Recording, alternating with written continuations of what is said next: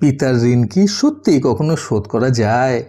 বন্ধুরা, এই অসাধারণ প্রসঙ্গটাকে কেন্দ্র করে আজকে আমি আপনাদের এক পিতা আর তার ছেলের সুন্দর একটি গল্প শোনাবো।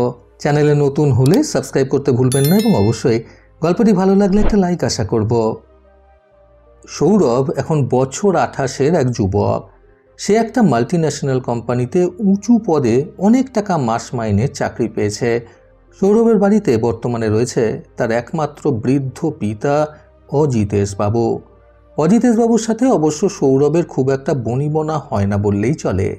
আসলে বর্তমান যুগের ছেলে সৌরভ কথায় কথায় অজিতেশবাবুকে এবং ওনার পুরনো দিনকার চিন্তাধারা আর মানসিকতাকে অপমান করতে দ্বিধাবোধ করত না। এই নিয়েই কিন্তু অজিতেশবাবুর সাথে সৌরভের মতবিরোধ। অজিতেশবাবু কিন্তু ওনার যুবক বয়স থেকে অত্যন্ত কষ্টের মাধ্যমে সৌরভকে মানুষ করে তুলেছিলেন। তাই সৌরভের সাথে কথা কাটাকাটি বা ঝগড়াঝাটি হলে অজিতেশবাবু মাঝে মধ্যে অভিমান করে সৌরভকে বলেই ফেলতেন যে তুই একজন পিতার ঋণ অর্থাৎ আমার ঋণ কি কখনো শোধ দিতে পারবি? একদিন ছোটোখাটো একটি ব্যাপারে অজিতেশবাবুর ভুল ধরতে থাকে সৌরভ। তখন এক কথা দু কথার মধ্যে দিয়ে একটা ঝামেলা সৃষ্টি হয় দুজনের মধ্যে। তখন প্রতিবারের মতো সৌরভ তার বাবাকে উদ্দেশ্য করে বলে, বাবা, তুমি যে আমায় কথায় কথায় শোনাও না যে তোমার ঋণ কখনো শোধ করতে পারবো কি না, আজ তোমায় বলছি, কান খুলে শুনে নাও। তুমি যে আমার জন্য 28 বছরে যা যা টাকা খরচ করেছো, আগামী 2-3 বছরের মধ্যে আমি তোমার সেই সব টাকা হাসতে হাসতে শোধ দিয়ে দিতে পারবো। তুমি জানো ভালো মতোই যে আমি একটা মোটা টাকার মাস মাইনের চাকরি করছি। সুতরাং আগামী 2-3 বছরের মধ্যে তোমার এই 28 বছরের খরচা করা সমস্ত টাকা পয়সা শোধ দিয়ে দেওয়া আমার কাছে কোনো ব্যাপারই নয়। কাজেই এর পরের বার থেকে এসব কথা আমাকে বলার আগে একটু ভেবে চিনতে বললেই ভালো হয় আর কি। এই কথাটা শুনে অজিতেশবাবু কিছুক্ষণ অবাক দৃষ্টিতে ছেলের দিকে চেয়ে রইলেন। তারপর মুচকি হেসে তিনি সৌরভকে উদ্দেশ্য করে বললেন, বাবা, আমার জীবনের একটা গল্প তোকে আজকে খুব বলতে ইচ্ছে করছে। আর আমি কথা দিচ্ছি আর কখনো তোকে এইসব অহেতুক কথাবার্তা বলে জ্বালাতন করব না। শেষবারের মতোই দয়া করে আমার বলা এই গল্পটা একটু শুনবি সময় করে। এই কথাটা শুনে সৌরভ এবার একটু নত হয়ে গেল এবং তার বাবাকে বলল, ঠিক আছে, বলো তাড়াতাড়ি যা বলবে। তখন দেখা গেল অজিতেশবাবুর চোখের কোণা বেয়ে বিন্দু বিন্দু জল বের হচ্ছে। তিনি হালকা হাতে সেই জলটা মুছতে মুছতে বলতে শুরু করলেন, বাবা, তুই যখন হবি অর্থাৎ তুই যখন তোর মায়ের গর্ভে, তখন তোর যাতে কখনো কোনো ক্ষতি না হয়, অর্থাৎ তুই যাতে পুরোপুরি পুষ্টি পাস এবং সুস্থ সবলভাবেই এই পৃথিবীর মুখ দেখতে পারিস, সেই কারণে আমি কোনোদিনও তোর মায়ের খাওয়ার, ফলমূল বা ঔষধপত্র কোনো কিছুর কোনো অভাব হতে দিইনি। তোর মায়ের মধ্যে দিয়ে যাতে তুই পুরোপুরি পুষ্টি পাস, সেই জন্য আমি রাত দিন এক করে কঠোর পরিশ্রম করতাম। শত কষ্ট হওয়া সত্ত্বেও আমি কাউকে কিছু বুঝতে দিতাম না আমার কষ্টের কথা, পাছে তোর মা কষ্ট পাবে সেই কারণে। আর তোর মা কষ্ট পেলে তুইও ভেতরে ভেতরে কষ্ট পাবি, সেটা আমি সহ্য করতে পারবো না। তারপর হাসপাতালে যখন প্রথম শুনলাম যে তুই হয়েছিস, তখন জানিস আনন্দে আমি আমার একটা জামা ছিঁড়ে ফেলেছিলাম, যেটা সেই সময় আমি পরেছিলাম। তারপর তোকে বাড়িতে নিয়ে এসে রাত দিন খালি তোকে নিয়ে ব্যস্ত থাকতাম, তোর কোনো অসুবিধা হচ্ছে কিনা, তুই ঠিকঠাক খাবার পাচ্ছিস কিনা। আর জানিস বাবা, তোর একটু ঠান্ডা লাগলেই আমি পাগলের ন্যায় আচরণ করতাম। তারপর এইভাবেই তোকে আগলে রেখেই যখন তোর 4টে বছর বয়স হলো, তখন তোকে স্কুলে ভর্তি করলাম। তুই জানিস সেই সময় আমার অফিসের মাস মাইনে ছিল মাত্র 2500 টাকা। ওই টাকায় সংসার চালিয়ে তোর মায়ের খরচা, তোর খরচা, তোর পড়াশোনার খরচা, আমাদের সকলের খাবারের খরচা, আরও অন্যান্য যাবতীয় খরচা করে উঠতে খুবই কষ্ট হতো আমার। সেটা কখনো আমি তোর মাকে বুঝতে দিইনি। তোকেও কোনো দিন আমি কোনো অভাব বোধ হতে দিইনি ছোট থেকেই। ওটাই হয়তো আমার ভুল ছিল। তোকেও অভাব কী জিনিস এটা শেখানো উচিত ছিল হয়তো আমার। তোকে যখন স্কুলে ভর্তি করলাম, তখন খুব কম টাকা মাইনের মধ্যে থেকে আমি আর তোর মা পরিকল্পনা করে নিয়েছিলাম যে আমরা আমাদের জীবন থেকে কোন কোন জিনিসগুলো ত্যাগ করে দেব, যাতে তোর পড়াশোনার কোনো অভাব না হয়। সেইবার পুজোতে তোর মাকে আমি কিছুই কিনে দিতে পারিনি। তারপর থেকে বেশ কয়েক বছরই সেরকমভাবে কোনো কিছু দিয়ে উঠতে পারিনি, কারণ তুই ধীরে ধীরে বড় হচ্ছিলিস, তোর পড়াশোনা এবং অন্যান্য খরচাও বেড়েছিল। তারপর তুই যখন কলেজে উঠলি তখন আমাদের অবস্থাটা মোটামুটি একটু স্থিতিশীল হয়েছিল। তোর সমস্ত খরচা সামলিয়ে, সংসার খরচা সামলিয়ে তোর মাকে অন্তত একটা করে শাড়ি কিনে দিতে পারতাম পুজোতে। কিন্তু হঠাৎই আবারও আমাদের জীবনে ঝড় নেমে আসলো। হঠাৎ করে তোর মা অসুস্থ হয়ে পড়ল এবং সেই অসুস্থতা ধীরে ধীরে বাড়তে লাগলো। ফলে সেই সময় তোর মায়ের ওষুধপত্র এবং চিকিৎসার পেছনে অনেকগুলো টাকা খরচ হয়ে যেতে লাগলো।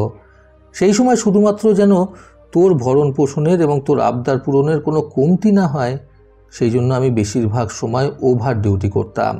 কতদিন এমন হয়েছে কাছে একটা টাকা পর্যন্ত না থাকায় প্রায় 40 মিনিটের পথ পায়ে হেঁটে বাড়ি ফিরেছি।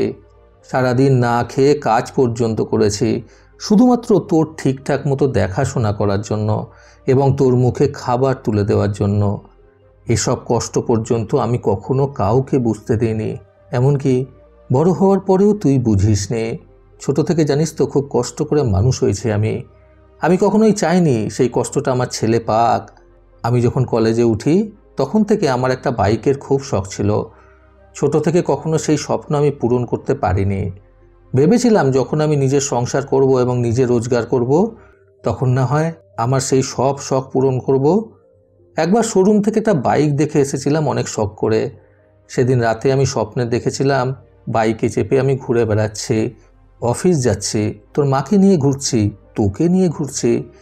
কিন্তু আমি বাইকটা কিনবো এর কদিনের মধ্যেই তুই বায়না ধরলি তোর নাকি একটা আর্জেন্ট ল্যাপটপ চাই কলেজের কাজের জন্য।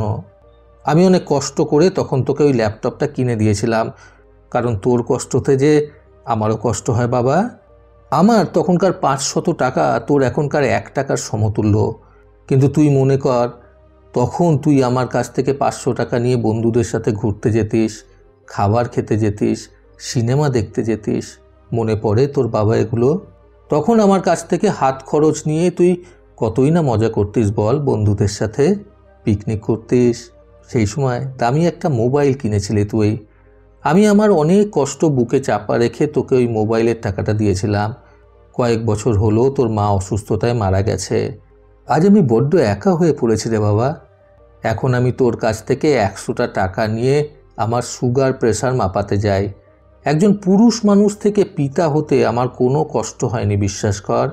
সেই সব কষ্ট তোর মা সহ্য করেছে, কিন্তু একজন পিতার থেকে একজন দায়িত্ববান পিতা হয়ে উঠতে আমাকে অনেক কষ্ট করতে হয়েছে। সেই কষ্টটা এখন তুই বুঝবি না। তুই যখন পিতা হবি এবং পিতার থেকে একজন দায়িত্ববান পিতা হয়ে উঠবি তখনই তুই আমার এই কষ্টটা বুঝবি। একজন প্রকৃত পিতা হয়তো সন্তানের প্রতি পর্যাপ্ত ভালোবাসার প্রকাশ ঘটাতে পারে না, কিন্তু একজন দায়িত্ববান পিতা হওয়ার ক্ষেত্রে কোনো ফাঁক ত্রুটি সেই পিতা রাখে না। আমি আমার কষ্টের দ্বারা অর্জিত যে টাকা পয়সাগুলো তোর জন্য ব্যয় করেছি সেগুলো হয়তো তুই 3 বছরে শোধ দিয়ে দিতে পারবি, কিন্তু যৌবনে আমার দেখা অপূর্ণ স্বপ্নগুলো এবং আমার ইচ্ছেগুলো, আমার করা বিভিন্ন ত্যাগগুলো, এগুলো কি তুই ফেরত দিতে পারবি কখনো বাবা বলতো? তুই যখন নিজে পিতা হবি তখন এগুলো সব তুই খুব ভালো মতো বুঝতে পারবি। তুই হয়তো ভবিষ্যতে একটা দিন আমার একটা ঋণ শোধ দিয়ে দিতে পারবি। এই কথা শুনে সৌরভ অবাক দৃষ্টিতে তার বাবার দিকে তাকিয়ে বলে, কী ঋণ? অজিতেশবাবু বলেন, যখন আমার মৃত্যু হবে তখন আমার মৃতদেহ তুই কাঁধে করে বয়ে নিয়ে যাবি শেষকৃত্য করার জন্য। এইভাবে হয়তো ছোটবেলায় তোকে কোলে করে ঘুরে বেড়ানোর ঋণটা তুই একটু হলেও শোধ দিতে পারবি। এই কথা শুনে সৌরভ নিজের ভুল বুঝতে পারে এবং মাথা নিচু করে সেখানে দাঁড়িয়ে থাকে। তারপর অজিতেশবাবুর দিকে এগিয়ে এসে ওনাকে জড়িয়ে ধরে ওনার কাছ থেকে ক্ষমা চায়। বন্ধুরা, পিতার গুরুত্ব বুঝতে আজকের এই সুন্দর গল্প থেকে শিক্ষণীয় 3টি কথা সর্বদা মনে রাখুন। প্রথমত, পিতার একজন সন্তানের জন্য করা কষ্টের ঋণ শোধ দিয়ে দেওয়ার মতো কোনো পন্থা এই পৃথিবীতে নেই। দ্বিতীয়ত, একজন দায়িত্ববান পিতার কষ্ট শুধুমাত্র একজন দায়িত্ববান পিতাই অনুভব করতে পারেন। তৃতীয়ত, এই দুনিয়ার সবথেকে ভারী জিনিস হলো পিতার কাঁধে করে পুত্রের লাশ বয়ে নিয়ে যাওয়া। প্রতিবারের মতো আবারও বলবো, এই পৃথিবী তাদেরকেই সম্মান দেয় যারা ইউনিক কিছু করার ক্ষমতা রাখে।